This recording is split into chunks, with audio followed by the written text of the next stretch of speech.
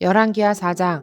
예언자 수련생들의 아내 가운데서 남편을 잃은 어느 한 여인이 엘리사에게 부르짖으며 호소하였다. 예언자님의 종인 저의 남편이 죽었습니다.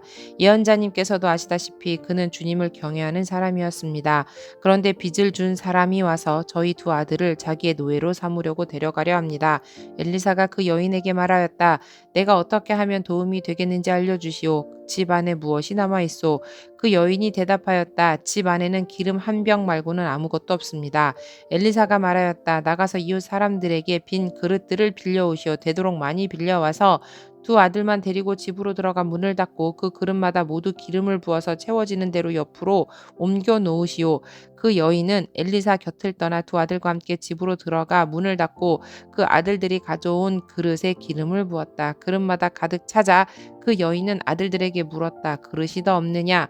아들들은 그릇이 이제 더 없다고 대답하였다. 그러자 기름은 더 이상 나오지 않았다. 여인은 하나님의 사람에게로 가서 이 사실을 알렸다. 하나님의 사람이 그에게 말하였다.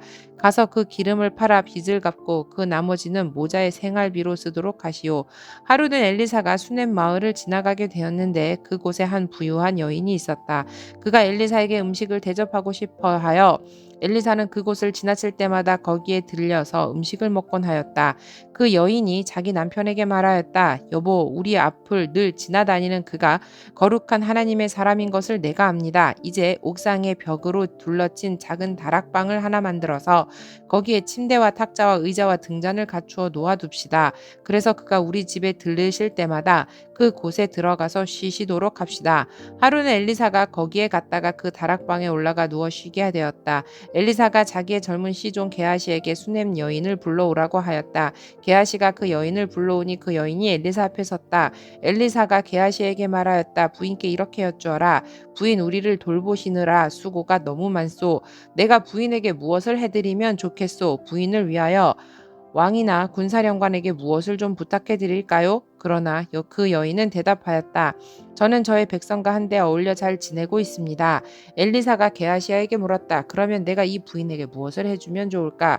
게하시가 대답하였다. 생각나는 것이 있습니다. 이 부인에게는 아들이 없습니다. 그의 남편은 너무 늙었습니다.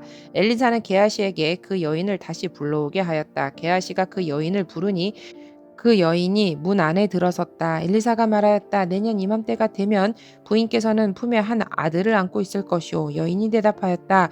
그런 말씀 마십시오, 예언자님. 하나님의 사람께서도 저 같은 사람에게 농담을 하시는 것입니까? 그러나 그 여인은 임신하였고 엘리사가 말한 대로 다음에 같은 때에 아들을 낳았다. 그 아이가 자랐는데 하루는 그 아이가 자기 아버지가 곡식 베는 사람들과 함께 곡식을 거두고 있는 곳으로 나갔다.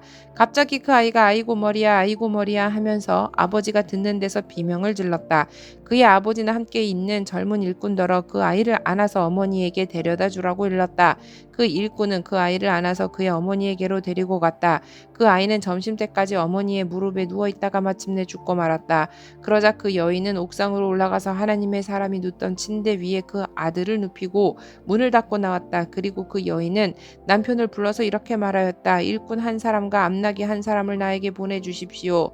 내가 얼른 하나님의 사람에게 다녀오겠습니다. 남편이 말하였다. 왜 하필 오늘 그에게 가려고 하오? 오늘은 초하루도 아니고 안식일도 아니지 않소. 그러나 그의 아내는 걱정하지 말라고 대답하며 나귀의 안장을 지우고 일꾼에게 말하였다. 내가 말하기 전까지는 늦추지 말고 힘껏 달려가자.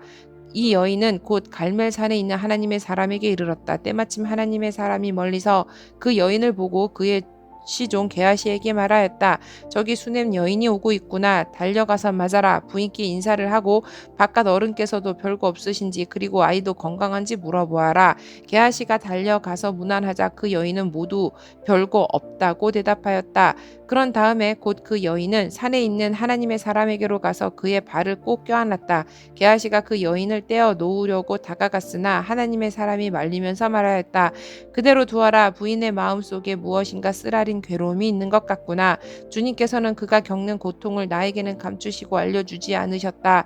여인이 엘리사에게 말하였다. 예언자님, 제가 언제 아들을 달라고 하였습니까? 저는 오히려 저 같은 사람에게 농담을 하지 마시라고 말씀드리지 않았습니까? 엘리사가 게하시에게 말하였다. 허리를 단단히 묶고 내 지팡이를 들고 가거라. 길을 가다가 어떤 사람을 만나도 인사를 해서는 안 된다. 인사를 받더라도 그에게 대꾸를 해서는 안 된다. 그리고 가거든 내 지팡이를 그 아이의 얼굴 위에 놓아라. 그러나 아이의 어머니는 말하였다. 주님의 살아계심과 예언자님의 목숨이 살아계심을 두고 맹세합니다. 저는 어떤 일이 있어도 예언자님을 떠나지 않겠습니다. 엘리사는 하는 수 없이 일어나서 그 부인을 따라 나섰다. 게하시가 그들보다 먼저 가서 그 아이의 얼굴에 지팡이를 올려놓아 보았으나 아무런 소리도 없었고 아무런 기척도 없었다. 게하시가 엘리사를 맞으려고 되돌아와서 그에게 말하였다. 아이가 깨어나지 않습니다. 엘리사가 집 안에 들어가서 보니 그 아이는 죽어 있었고 그 죽은 아이는 엘리사가 눕던 침대 위에 뉘어 있었다. 엘리사는 방 안으로 들어가서 문을 닫았다. 방 안에는 엘리사와 그 죽은 아이 둘뿐이었다.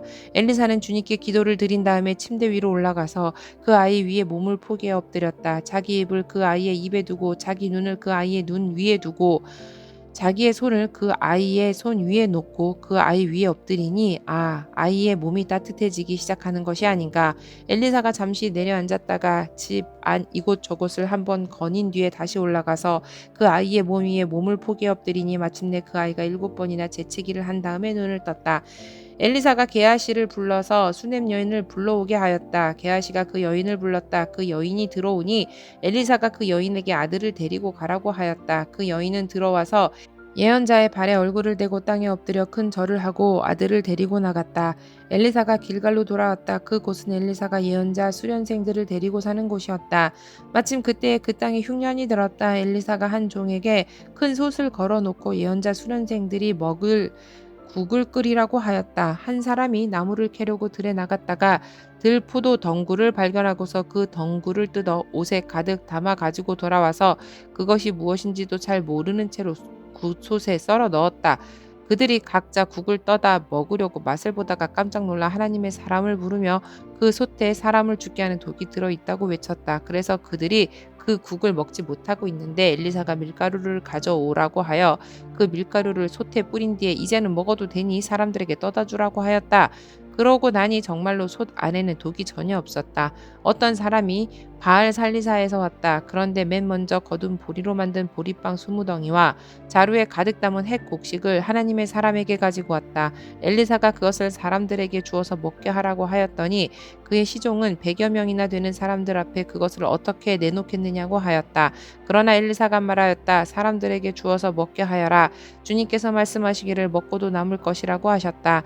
그리하여 그것을 100명이나 되는 사람들 앞에 내놓으니 주님의 말씀처럼 사람들이 배불리 먹고도 남았다.